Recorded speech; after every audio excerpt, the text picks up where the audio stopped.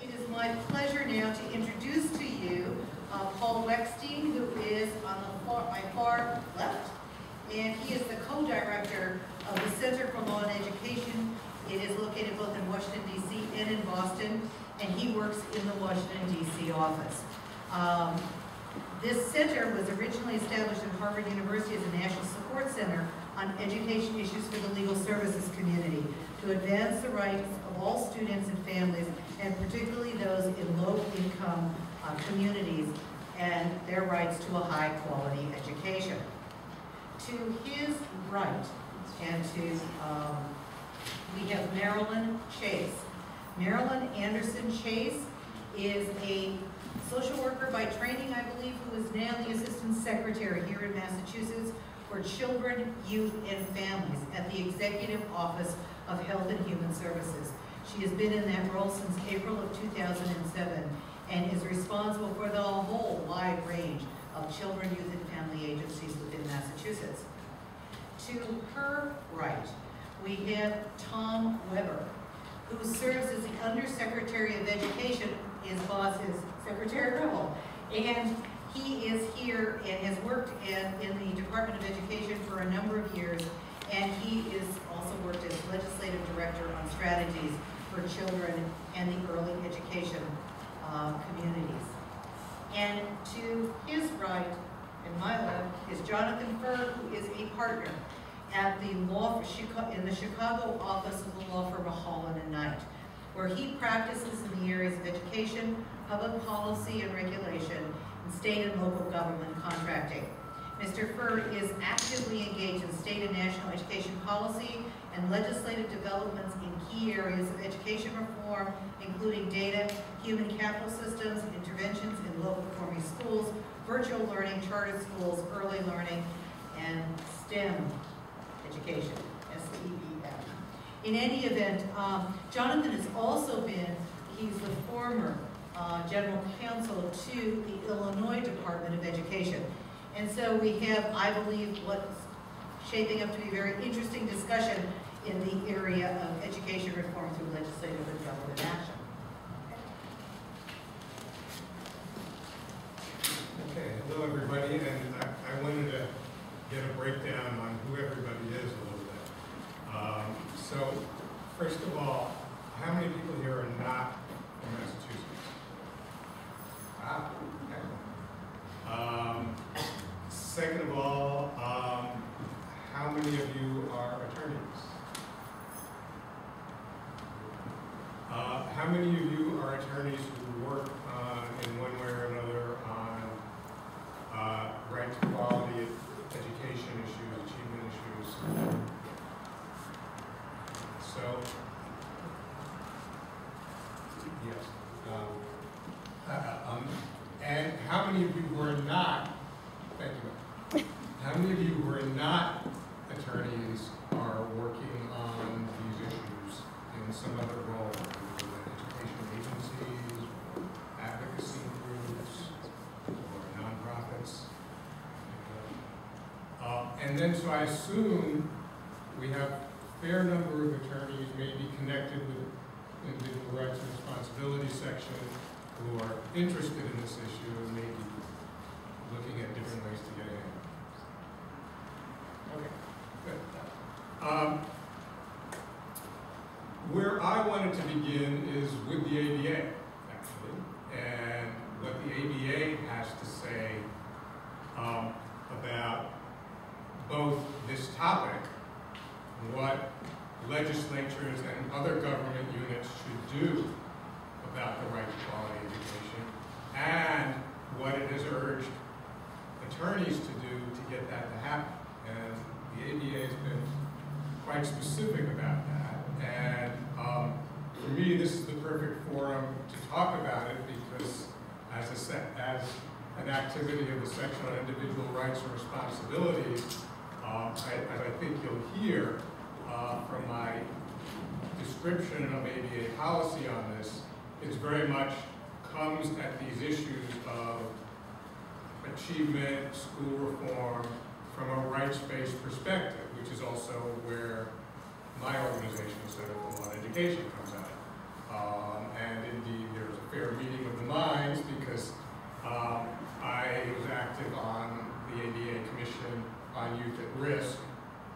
was the source of the policies I'm about to talk about, so we spent a long time developing the policies and reports. And you may, I don't know what the status of material is, but I know in the background material, the main document I'm going to talk about is in there.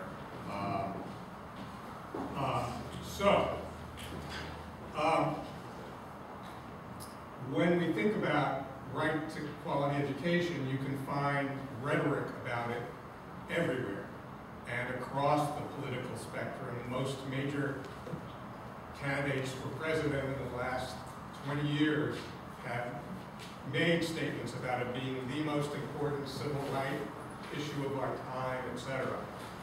But the question is, how do we move that from a right to reality? And as attorneys, I think we are fairly familiar with some of the hallmarks of what makes a right real. One of it is that it's got some discernible meaning.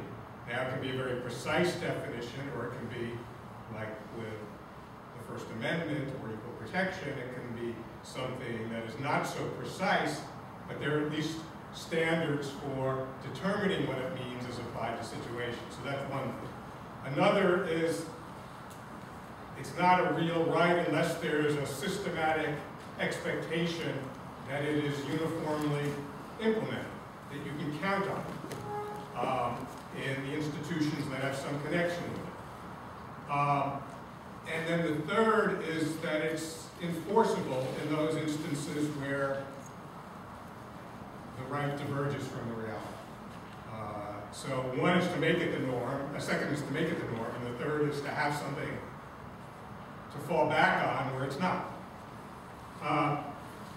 So the ABA policy, as you've got it, and when I say the policy, I mean the recommendation and the report in official ABA language, go through and first, and it's all about a set of calls to what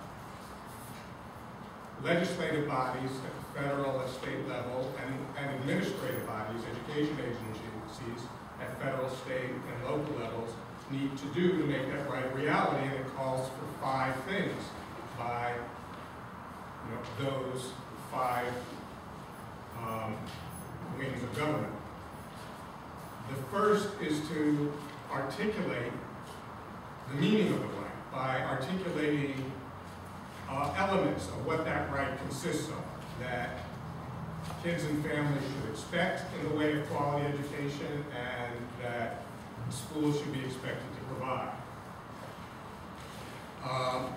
And I think that's a critical perspective for thinking about school reform more generally, in terms of how do all these different things that people do with incentive systems, funding, personnel development, etc., how do they actually translate into what kids get? And so that's the first of the lenses that I think lawyers can bring, and that specifically this ADA set of policies brings to some of the more specific issues we're going to be talking about. How does it all translate into a set of things that are hallmarks of quality education on the front end, what kids actually get? And the report goes on and talks about some of the areas where those elements would need to be spelled out. First of all, in terms of what kids are taught in the curriculum, and in particular, it's reference to the current long-standing notion of we have a common set of expectations, at least at the state level, and we should have it within schools. And now there's some coming together among states for what all kids should know and be expected to do, what are called standards for learning. And so, if that's what we say all kids should know and be able to do, all kids need to be taught that systematically in a curriculum that does that. And we have lots of different curricula going on, including different curricular tracks within schools. And that may be fine. There may be different approaches to teaching those things, but they should all be of equal quality in enabling kids to master that common core.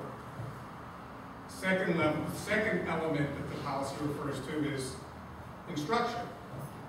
If we're teaching it, are we teaching it well? I mean, It can be in the lesson plans, it can be in the stated curriculum, but if the methods for kids learning it aren't effective and well designed to enable all kids who are in the class of a teacher, that's not fulfillment of that right. And then a third area that's referenced is attention to individual students and individual learning needs. And obviously what comes to mind are systems for kids with disabilities, systems for educating kids, English language learners, but it's broader than that. It's the individual learning needs of any kid, including but not limited to those who are pretty far behind. So those are some of the things they talk about. Legislatures and education agencies and schools needing to define. The second thing that's in there is to ensure that schools consistently provide those elements of quality to all kids. The third element is that state, federal, and local education agencies, school districts, organize their functions in a way that ensures and supports the provision of those elements by schools to all kids. So whether it's monitoring and enforcement, whether it's personnel development, whether it's grant making, whether it's program evaluation, it should all be organized around ensuring that schools are providing those elements of quality. The fourth element in the ABA policy is to better implement and enforce those existing provisions of law that support those elements of quality education. And I do want to stop and say a little bit about that. And in particular, when we talk about No Child Left Behind, as most of you know, No Child Left Behind is the current version of the Elementary and Secondary Education Act, been around since 1965. The biggest program within that, and what people usually mean when they say No Child Left Behind, is they're referring to the biggest program, Title I, the biggest federal program, designed to boost achievement of kids, particularly in areas of low-income concentration. Since 1994, there have been a set of program requirements in the Act that are still in the Act or retained under No Child Left Behind that are the closest thing we have to spelling out a set of rights for what every kid can count on. And they're in the program level requirements of what every Title I school is supposed to provide to all its kids. And they include an accelerated and enriched curriculum aligned with the standards, effective instructional methods taught by highly qualified teachers who are getting high quality, intensive, sustained professional development, and timely and effective help for individual kids whenever they're having difficulty mastering any of the standards. Every school has to provide them. Those with higher concentrations of low-income kids have to have a plan for doing so. That plan has to be based on an assessment of each of those elements within the school. And usually, and this is what I'm going to talk a little bit more about, right now, everything's focused on data-driven, and largely that's interpreted to mean student achievement data. And it is critical to look at student achievement data. But sometimes we get stuck there and don't look at how do we evaluate practice. What is going on that either boosts or frustrates student achievement? And this is a requirement in the Act to do precisely that, to look at curriculum, instruction, professional development, individual attention, to see whether in fact